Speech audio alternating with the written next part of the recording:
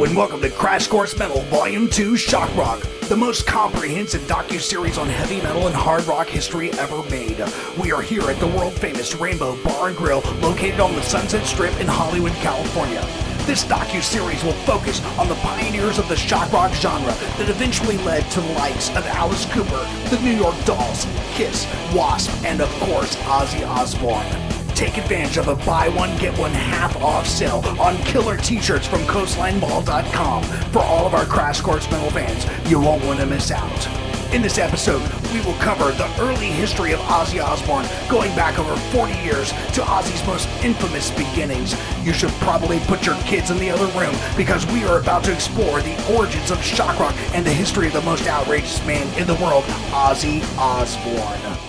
It took one of the founders of heavy metal to bring shock rock into the 80s. When Ozzy Osbourne, formerly of Black Sabbath, signed as a solo artist, his shock rock status was eternally immortalized.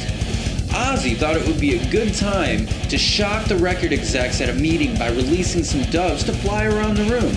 And it's alleged that he then grabbed one of the doves and bit its head off. He then spat it out in the room in front of everybody. Then, with blood still dripping from his lips, a security guard came to remove him. On the way out, he then grabbed another dove, bit the head off another one as he was swept away. In 1979, Ozzy Osbourne was fired from Black Sabbath, largely due to unreliability from drug abuse. He was replaced by former Rainbow singer Ronnie James Dio. Ozzy Osbourne was forming a new band. Future Slaughter bassist Dana Strum recommended Randy Rhoads to Osbourne. Rhoads got the call for the audition just before his last Quiet Riot gig. He walked in with his guitar and practice amp and started warming up. Osbourne immediately gave him the job. Basically, the story goes, Randy Rhoads tuned up, did a couple of riffs, and Ozzy said, "You got the gig." Randy apparently didn't think that he did much more than that to get the gig. Randy Rhoads' unique neoclassical, heavy metal style playing set him apart from other guitarists of the late 1970s and early 1980s. He was a devoted student of classical guitar technique, and his music often combined classical music influences with heavy metal. While on tour, he would often seek out guitar tutors for lessons. Rhoads arrived in England in March 1980 to begin work on Ozzy's first album. Rhoads and Osbourne met up with bassist Bob Daisley at an English pub.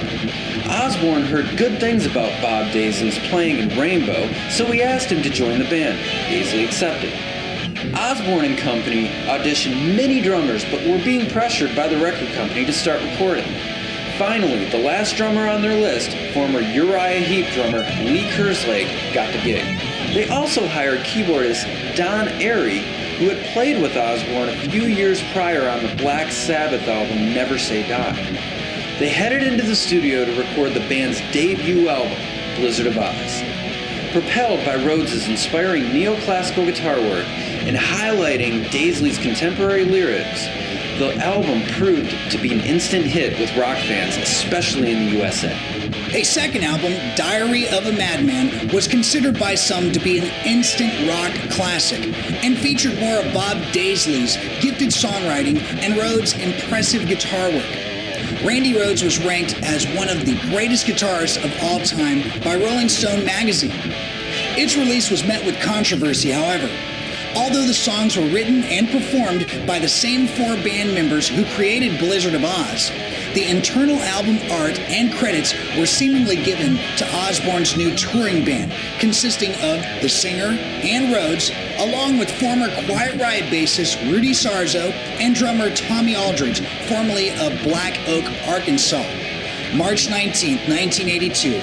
While in Florida for the follow-up album Diary of a Madman tour, and 1 week away from playing Madison Square Garden in New York City, a light aircraft carrying guitarist Randy Rhoads crashed while performing low passes over the band's tour bus.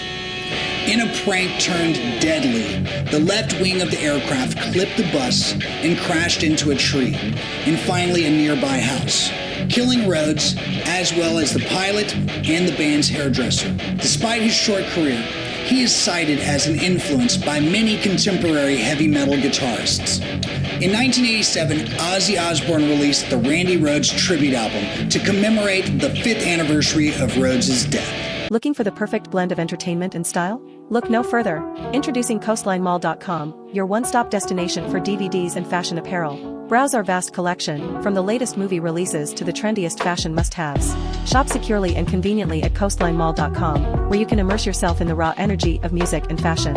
CoastlineMall.com, the exclusive home of Crash Course Metal DVDs. Don't miss out on the headbanging action. Visit us today. CoastlineMall.com, unleash your inner rock star. Use the promo code CRASH, and when you buy one item, you'll get a second item at a whopping 50% off. That's right, buy one, get one at half price. But act fast, because this exclusive offer won't last forever. So head on over to CoastlineMall.com now, and let's get that shopping spree started.